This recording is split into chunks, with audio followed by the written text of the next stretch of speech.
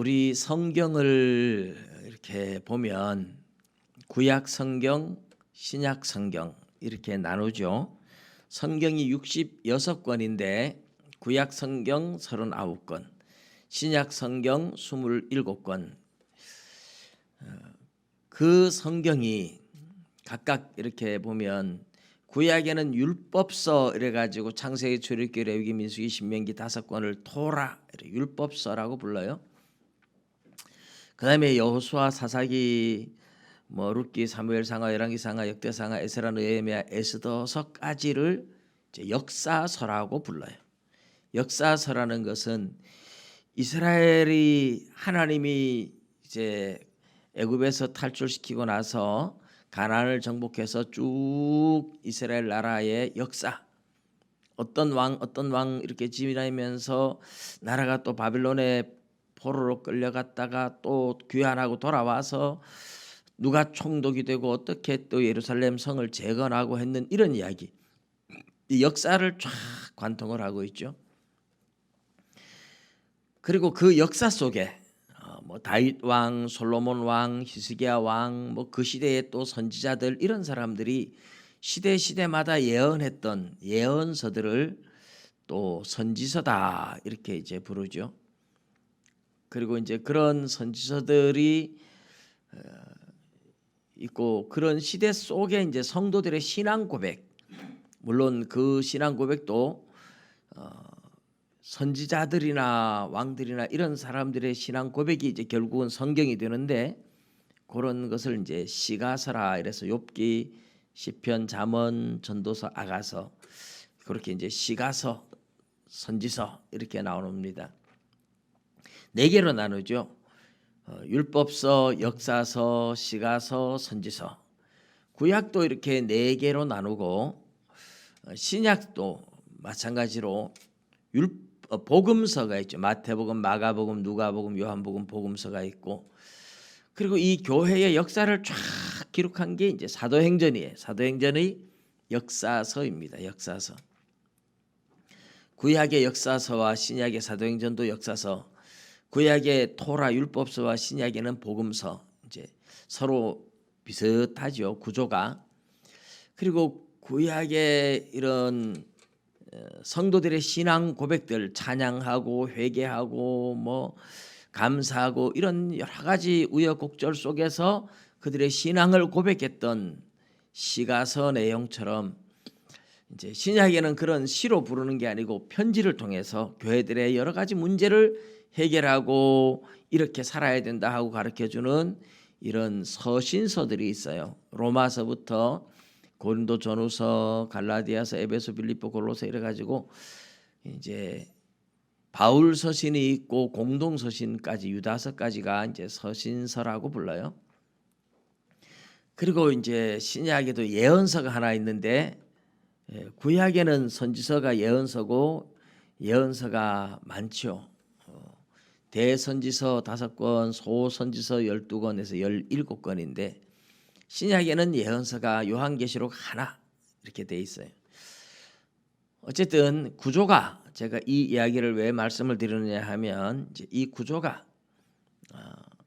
복음서, 서신서, 역사서, 서신서, 예언서, 율법서, 역사서, 시가서, 예언서, 구약이나 신약이나 이렇게 4개의 구조로 크게 이루어져 있는데 예수님은 구약 성경 전체를 율법서와 나머지는 전부 다 선지서라고 불렀어요. 역사서 역시 선지자들이 기록했고 시가서도 마찬가지고, 그래서 그냥 선지서 이렇게 율법과 선지자들 이렇게 예수님은 말씀을 했어요. 그렇지만 오늘날 성경을 쉽게 이해하기 위해서 4가지로 분류를 하죠. 율법서, 역사서, 시가서, 예언서, 복음서, 역사서, 서신서, 예언서 이렇게 나눕니다. 이 이야기를 제가 하는 이유가 있어요. 우리는 이제 이 구조를 나무로 비유를 하자면 복음서는 나무의 뭐와 같습니까? 뿌리가 없으면 사실 아무것도 아니죠. 뿌리가 다 죽었다? 그러면 그냥 다 무너져요. 나무는 다 죽어요. 뿌리가 튼튼해야 나무도 튼튼하죠. 그리고 이제 복음서는 나무로 비유하면 뿌리고, 역사서는 뭘까요? 그 복음서에 나오는 예수 그리스도를 전하는 교회의 역사를 쭉 기록했으니까 나무로 말하면 나무의 줄기예요. 줄기 쫙 올라가는 게 그 나무의 역사를 다 알고 있는 게 줄기잖아요. 뿌리는 눈에 보이지 않지만 그 뿌리에서 자라난 나무 줄기가 쫙 올라가는데, 그 줄기는 그 나무의 나이와 역사를 다 알고 있는 거죠. 그게 이제 하나의 역사서와 같이 비유할 수 있고, 그런데 이 나무 줄기에서 가지들이 계속 뻗어 나오잖아요. 옛날에 나온 가지, 뭐 일찍 나온 가지, 늦게 나온 가지. 이거는 이제 그 나무 줄기가 자라가면서 역사 속에서 일어났던 서신서들, 바울 사도가 교회 역사 속에서 데살로니가 교회에 편지 보내야 되겠다, 고린도 교회에 편지 보내야 되겠다, 에베소 교회에 편지가 필요하구나, 로마의 교회에 편지가 필요하구나, 이래서 이제 편지를 시대마다 다르게 이제 편지를 쓰잖아요. 그런 것을 나무의 가지로, 그래서 역사서는 나무의 줄기로, 서신서는 나무의 가지로, 구약도 똑같이 토라는 뿌리로, 역사서는 줄기로, 시가서는 가지로. 그러면 이제 예언서는 뭐에 해당할까요? 예언서는 먼 훗날에 대한 예언을 하고 있잖아요. 이것은 이제 열매로 비유를 하면 돼요. 열매. 그 열매 속에는 씨앗이 들어있어서 이 나무의 먼 미래에 또 새로운 나무를 탄생시킬 것을 품고 있는, 그래서 미래에 대한 예언서는 하나의 열매로 비유를 할 수 있다. 제가 우리 성경부 제자반에서 가르칠 때 늘 이렇게 나무로 비유를 했었죠. 구약도 그렇고 신약도 그렇고. 여러분, 그런데 나무에서 제일 없어서는 안 될 게 뭘까요? 나무 줄기를 잘라도, 가지를 잘라도, 줄기를 잘라도 또 옆으로 곁가지가 나곤 하지요, 그죠? 근데 뿌리가 죽으면 그 나무는 죽습니다. 제일 중요한 게 뿌리예요, 뿌리. 그 나무의 생명은 사실 뿌리에 있다고 해도 과언이 아니에요. 뿌리가 살아있으면 또 순이 나고 또 가지가 나고 계속 살아있지만, 뿌리를 잘라버리면 없어요. 옛날에 시골에 살 때 저희 어머니가 뭐 우리 밭은 아니지만 그 산에다가, 워낙 산촌이니까 바로 뒷마당으로 산토끼가 놀러 오고 이런 산촌이었으니까 그 산 비탈을 해서 이렇게 작은 밭에다 도라지를 심었는데, 어느 날 보니까 도라지가 전부 다 시들시들 말라서 죽더래요. 이상하다 하고 가서 도라지를 하나 뽑아본다고 쑥 뽑았는데 세상에 뿌리는 하나도 없고, 누가 캐서 뿌리는 싹 잘라가고 대공만 전부 다 꽂아놓은 거예요. 동네 해봐야 5집밖에 안 되니까 누가 그랬는지 당장에 다 드러나는데, 또 마침 우리 저기 앉아있는 제 동생이 옆집에 내려 놀러 갔더니까 도라지를 씻고 있더랍니다.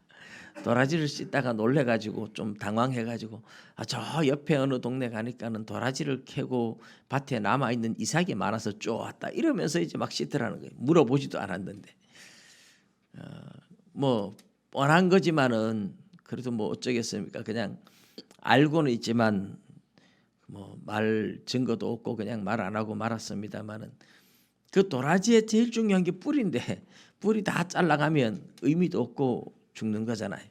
나무도 마찬가지로 뿌리가 없어지면 그 나무는 죽은 나무죠.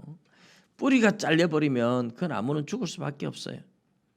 이 다른 거는 다 잘라도, 우리 이사야서 6장에도 나오잖아요. 밤나무 상수리 나무가 잘려도 그루터기는 남아있다.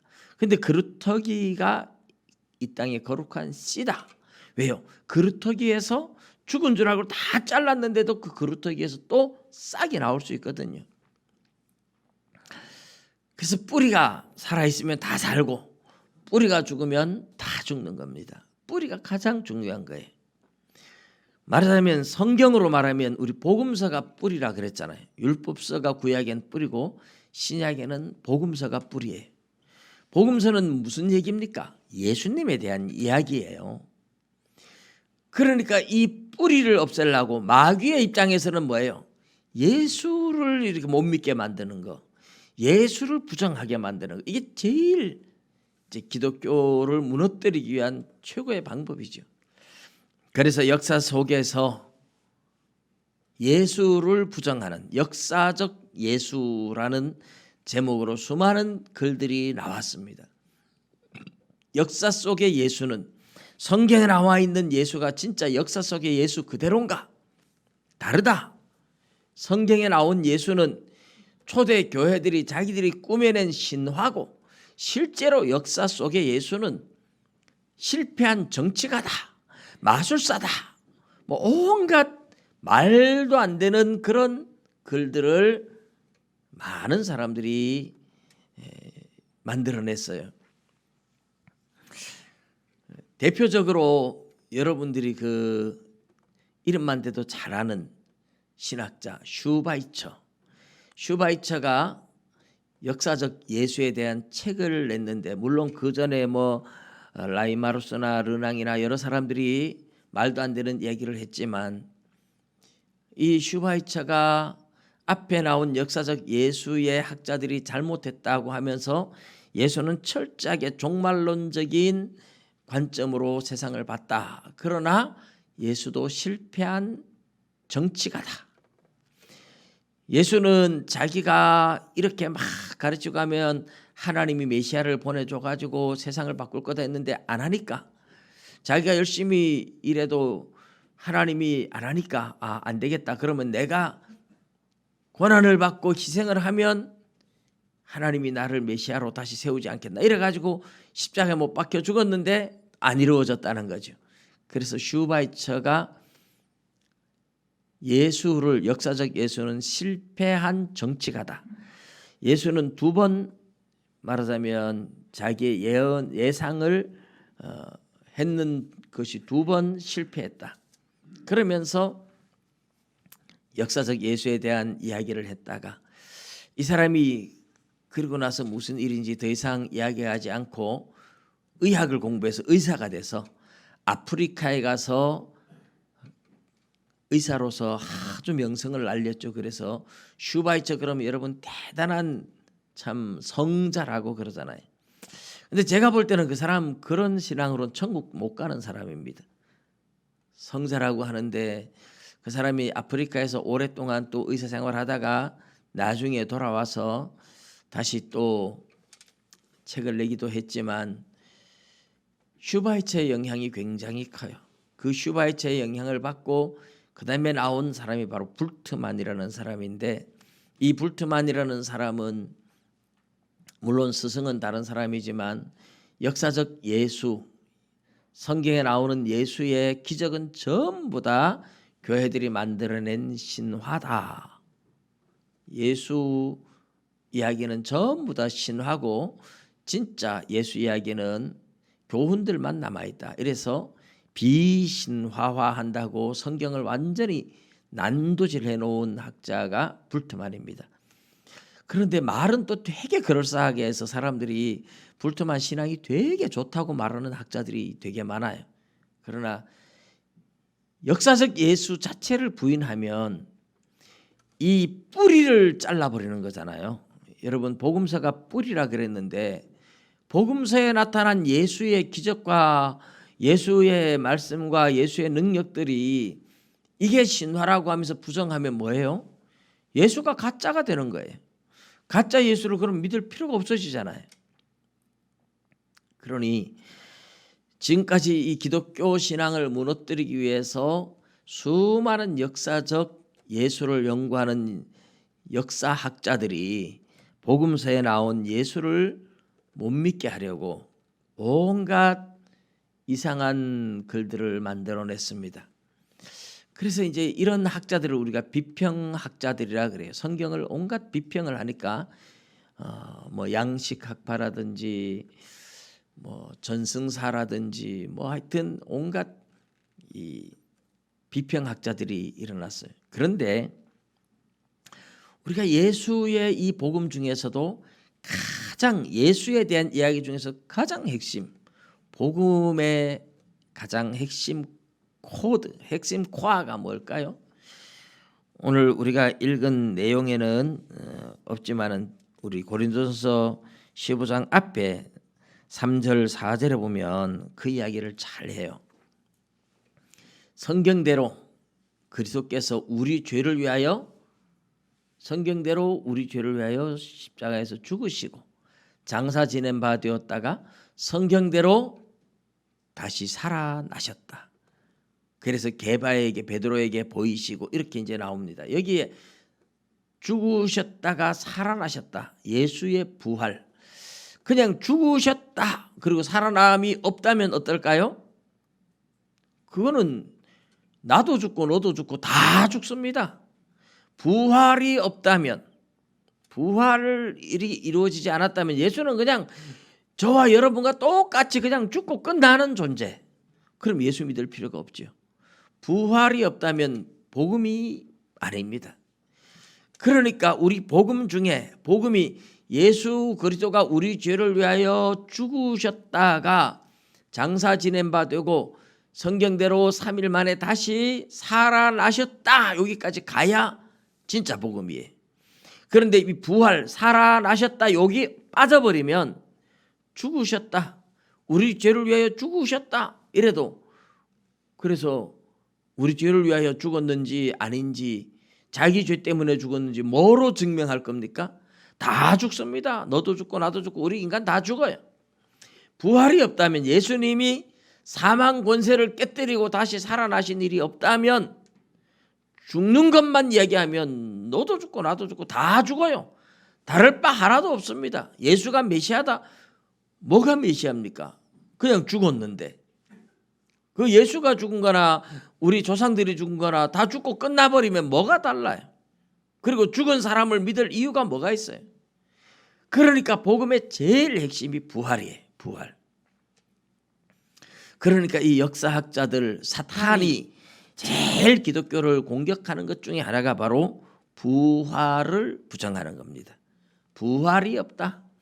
오늘 우리가 읽은 이 고린도전서 15장 이 이야기도 예수 그리스도의 부활을 부정하는 사람들이 나와서 이 이야기를 하는 거예요. 12절에 보면 그리스도께서 죽은 자 가운데서 다시 살아나셨다 전파되었거늘 너희 중에서 어떤 사람들은 어찌하여 죽은 자 가운데서 부활이 없다 하느냐. 어찌하여 죽은 자 가운데서 부활이 없다고 하느냐. 그리스도가 다시 살아나셨다고 우리가 복음을 전했고 그리고 우리 앞에 나오는 1장 4절부터 쭉 나오는 15장 4절부터 쭉 나오는 내용이 다시 살아나신 예수님이 베드로에게 보이고 12사도에게 보이고 500명에게 일시에 보이기도 하고 그리고 야고보에게도 나타나고 맨 나중에 만삭되지 못하여 난 자 같은 나한테도 예수님 나타나셨다. 예수 그리스도의 부활하신 예수님을 만난 사람이 엄청나게 많다. 그런데 그들 중에 지금까지 대다수가 살아있다. 바울 사도가 이 고린도 교회에 편지를 보낼 때 많은 사도들도 아직까지 살아있었고 많은 제자들이 예수의 부활을 목격한 증인들이 살아있었어요. 나도 예수 살아난 거 봤고 나 말고도 수많은 사람들이 부활하신 예수님을 만났고 증인들이 이렇게 많이 있는데도 불구하고 아니 예수 부활을 믿지 못해? 이렇게 많은 사람들에게 예수님 부활하신 예수님이 직접 찾아와 만나 주셨는데 그래도 예수님 살아났다는 것을 부정하고 안 믿겠다고 하는 사람들은 도대체 뭐냐? 이게 이제 바울 사도가 이야기하고 있는 겁니다. 예수님 살아나셨다. 내가 증인이다. 나 말고도 지금까지 수많은 사람들이 죽은 사람도 있지만 증인들이 살아있다. 살아있는데 다 봤는데 우리 눈으로 직접 보고 같이 이야기하고 같이 식사도 하고 했는데 그런데 살아나지 않았다고 말하는 너희들 도대체 뭐냐 이거죠. 여러분 그래서 서울 갔다 온 사람하고 안 갔다 온 사람하고 싸우면 안 갔다 온 사람이 이긴다 그러잖아요. 갔다 온 사람은 내가 가서 직접 본 것을 이야기하는데 내가 서울에 가서 남대문을 보니까 남대문이라고 안 적혀 있고 숭례문이라고 적혀 있더라. 이러니까 뭔 소리를 하냐고, 남대문에 남대문이라고 적혀 있지 이러면서 막 싸우는데, 안 간 사람이 남대문이라고 적혀 있다고 막 씌운 사람이 이겼답니다. 근데 실제로 가보면 숭례문이라고 적혀 있는 거죠.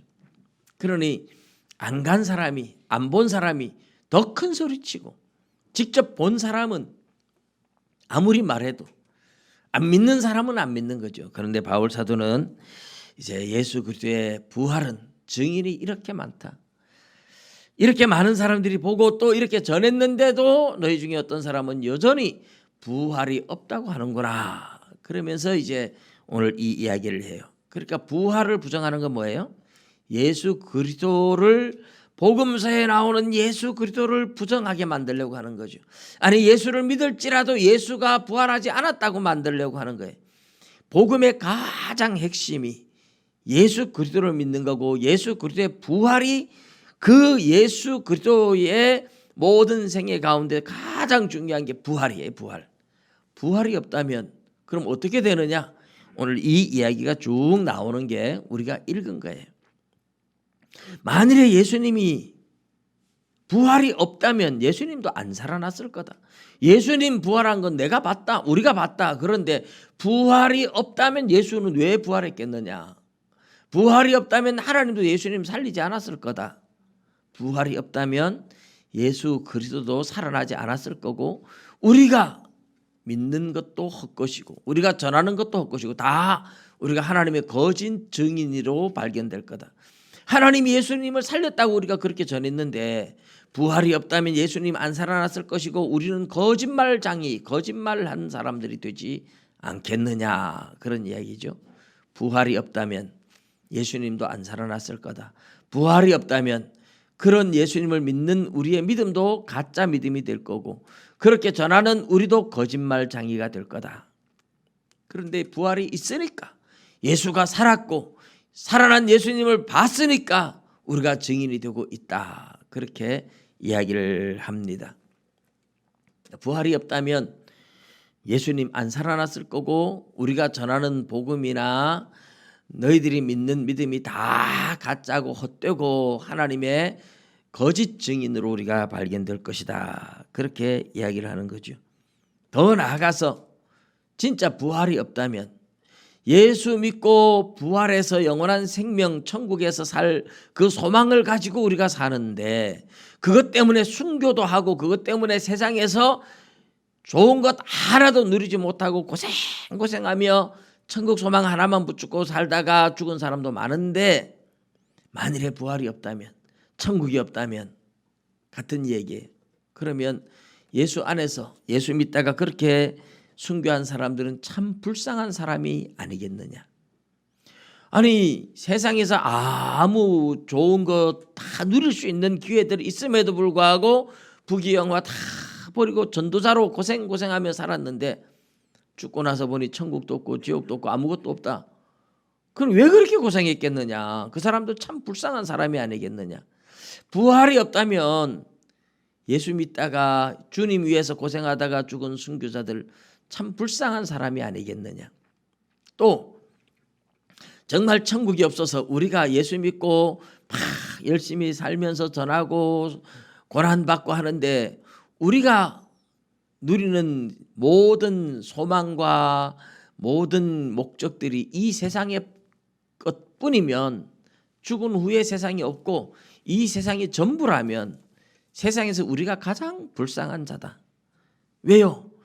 아니, 안 믿는 사람들은 일요일이라고 놀러도 가고 뭐 먹고 마시고 즐기고 다 하는데 우리는 안 하잖아요. 남들처럼 세상을 즐기지 않아요. 왜? 이 세상이 전부가 아니고 천국이 있다는 것을 믿기 때문에 이 세상에 좋은 것 잠시 내려놓고 포기하고 이 세상보다 100배 1000배 더 좋은 천국을 바라보면서 세상에서 좋은 걸 포기를 했는데, 이걸 포기하고 천국을 바라보는데 가보니 천국이 없어. 그러면 이것도 포기하고 천국도 없고 예수 믿는 사람이 제일 바보고 제일 불쌍한 사람이 되겠지요. 지금 그 얘기하는 겁니다. 그러나 천국이 있다. 믿으십니까? 예, 우리 예수 믿는 사람이 세상에서 좋은 것들을 많이 포기하는 이유는 천국 소망 때문에 그렇습니다. 할렐루야. 천국 소망 때문에 우리가 포기하고 참고 견디고 때로는 모욕을 당하면서도 욕을 얻어먹으면서도 복음을 전하고 희생하고 손해보고 그렇게 살아갈 수밖에 없는 그런 이유는 천국 소망 때문에 그렇잖아요. 하나님이 보고 계시고 하나님이 알고 계시니까 하나님 앞에서 내가 어떻게 살아야 될까? 그 믿음 때문에, 천국 소망 때문에 우리는 포기하고 희생하고 손해보고 살았는데 천국이 없다면, 부활이 없고 천국이 없다면 우리가 바보지, 우리가 제일 불쌍하지, 지금 그런 이야기를 하는 겁니다. 예수 믿는 사람들이 정말 바보일까요? 정말 제일 불쌍한 사람들일까요? 그런데 그렇지 않다. 부활이 있다는 겁니다. 예수 그리스도 안에서 잠자는 자들이 불쌍한 것이 아니고 20절에 보면 그러나 이제 정말 부활이 없다면 제일 불쌍한 자들인데, 천국과 지옥이 없고 부활이 없고 이렇다면 예수 믿고 희생하며 세상의 모든 좋은 것들을 포기하고 살아서 정말 불쌍하고 바보 같은 사람들일 텐데, 그러나 불쌍한 사람이 아니다. 그러나 이제 그리스도께서 죽은 자 가운데서 다시 살아나사 잠자는 자들의 첫 열매가 되셨도다. 할렐루야. 예수님이 부활했대요. 잠자는 자들, 이 말은 죽은 자들 이 말이잖아요. 죽은 자들의 첫 열매가 됐다. 이 말은 죽은 사람들 가운데 첫 번째 부활을 통해서 부활의 첫 열매다, 이런 말입니다. 예수님이 부활하면서 이제 다른 사람들도, 예수 믿고 죽은 사람들도 예수님 부활 그 첫 열매니까 두 번째, 세 번째 열매가 따라오겠죠. 똑같은 열매로 부활해서 예수 그리스도와 동일하게 영광스러운 몸으로 다시 살아날 줄 믿으시기 바랍니다. 첫 열매라는 것. 저희 형님 밭에 이제 작년에 복숭아 나무를 심었는데 복숭아가 이렇게 열매가 하나 가을에 가보니까 달렸어요. 아주 먹음직스럽게, 아주 맛있게. 그런데 작년에 그렇게 막 맛있는 복숭아가 달렸는데 올해 가보니 사과가 달렸어요. 사과가 달렸다. 그럼 믿겠습니까? 말이 안 되죠. 작년에 복숭아 달렸으면 올해도 복숭아 달리지. 갑자기 대추가 달렸다가 다음에는 또 사과가 달렸다가 그 다음에 배가 달렸다. 이런 법은 절대로 없습니다. 첫 열매는, 이 첫 열매는 두 번째도 세 번째도 네 번째도 해마다 똑같은 열매가 달릴 것이라는 것을 보여주는 거죠. 첫 번째 열매가 뭐냐? 그 열매와 똑같은 열매가 해마다 달릴 거예요. 예수님이 부활의 첫 열매다. 그러면 다른 사람들도 다 동일하게 예수님처럼 부활하게 될 것이라고, 그래서 예수님을 부활의 첫 열매라 이렇게 부릅니다. 믿습니까? 근데 이게 굉장히 중요한 원리인데요. 우리 22절에 보면 아담 안에서 21절 22절 두 절을 제가 읽어보겠습니다. 사망이 한 사람으로 말미암았으니 죽은 자의 부활도 한 사람으로 말미암는도다. 아담 안에서는 모든 사람이 죽은 것 같이 그리스도 안에서 모든 사람이 삶을 얻으리라. 자, 아담 안에서, 이 말은 아담의 후손으로 태어난 사람, 이런 말이에요. 그런데 그리스도 안에서, 이 말은 아담의 후손으로 태어났지만 예수를 믿고 예수 안으로 피한 사람들이, 예수님 안으로 들어간 사람이에요. 가만히 있으면 다 아담 안에 있는 아담의 후손이에요. 근데 아담의 후손은 아담이 죽듯이 다 죽어요. 그런데 아담 안에서 사망이라는 걸 알고 생명이신 예수 안으로 옮겨간 사람, 예수를 믿으면 예수님 안으로 옮겨가는 겁니다. 예수님 안으로 옮겨가니까 예수 그리스도의 부활처럼 똑같이 다 살아나는 거예요. 그래서 아담 안에서 사망, 예수 안에서 생명, 이렇게 부르는 겁니다. 아담 안에서는 모든 사람에게 죽음과 저주, 죄 때문에 죄의 결과로 사망이 오는 거고 죄의 결과로 저주가 오는 거고 죄 때문에 지옥으로 가는 건데 예수 안에서 예수 그리스도가 사망 권세를 깨뜨려 버렸습니다. 사망 권세를 깨뜨린 예수 안에 있으니까 우리도 예수 안에서 함께 사망 권세 깨뜨리고 부활하여서 영원한 생명을 누린다는 거죠. 특별히 부활하신 예수님과 동일한 모습으로 우리가 부활한다는 것은 예수 그리스도의 몸이 부활하신 예수님이 부활하기 전의 몸과 전혀 달라요. 그렇죠? 부활하신 예수님은 사람들 눈에 보였다가 안 보였다가 자유자재로 시공간을 초월하시고 사람들의 눈에 보이기도 하고 보이지 않기도 하고, 부활하신 예수님은 제자들이 감람산에서 하늘로 올라가는 걸 보았듯이 저 하늘나라로 그냥 쏙 올라가시기도 하고, 뭐 어디든지 진짜 예수 그리스도의 몸을 제자들이 만져봤는데 네 손가락을 못자국에 넣어보고 믿음 없는 자가 되지 말고 믿는 자가 되라, 예수님 도마에게 말했잖아요. 그리고 여기에 먹을 것이 없느냐 생선을 주니까 그 제자들 앞에서 드셨어요. 같이 먹고 마시고 만지고 할 수 있는 몸이면서도 시공간을 초월하는 이런 몸, 이것은 전혀 지금 우리가 살고 있는 이런 몸이 아니에요. 새로운 몸이고 새로운 인류로 태어난 거예요. 새로운 인류, 완전히 다른 종류의 인간입니다. 그래서 부활하신 예수 그리스도는 이 아담의 후손으로 태어난 우리 인간들과 전혀 질적으로도 다른 전혀 새로운 종류의 인류예요. 새로운 종류의 인류.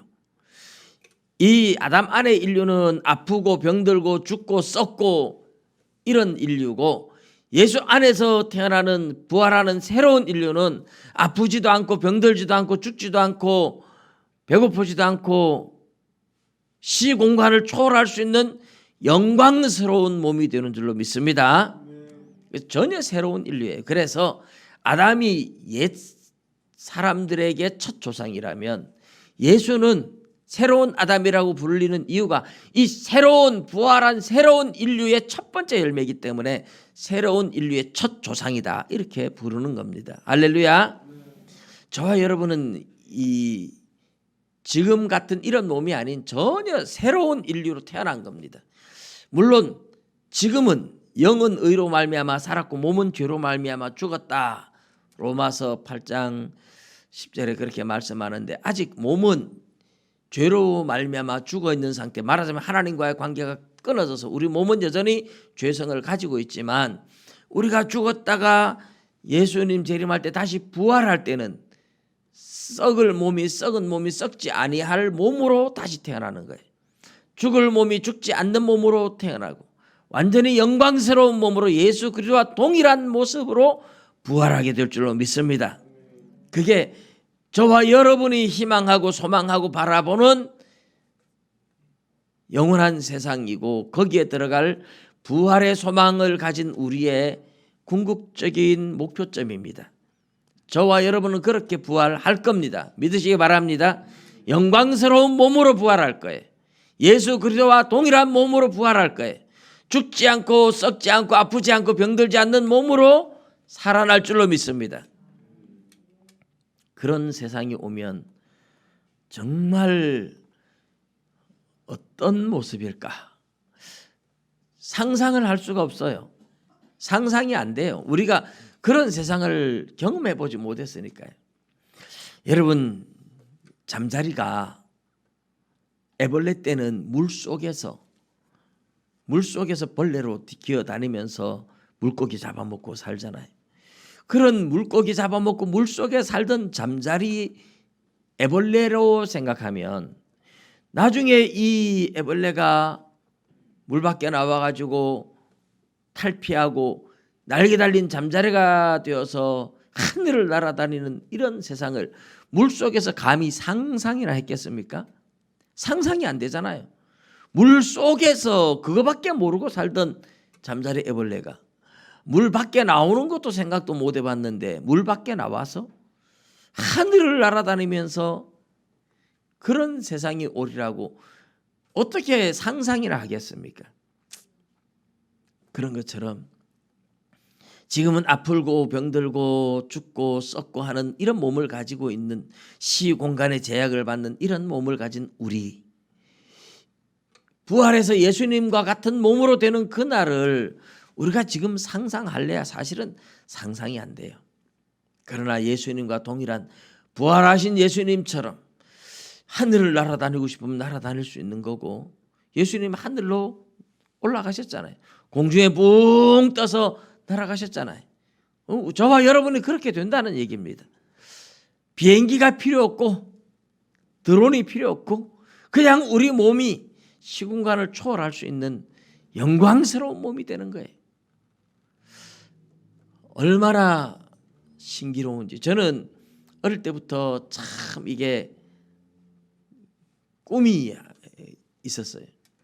도사가 꿈이었는데, 도사가 제일 부러운 거는 도수를 부려서 부러운 게 아니고 구름 타고 하늘 날아다니는 거 보면서 부러웠어요. 나도 구름 타고 하늘을 날아다니자.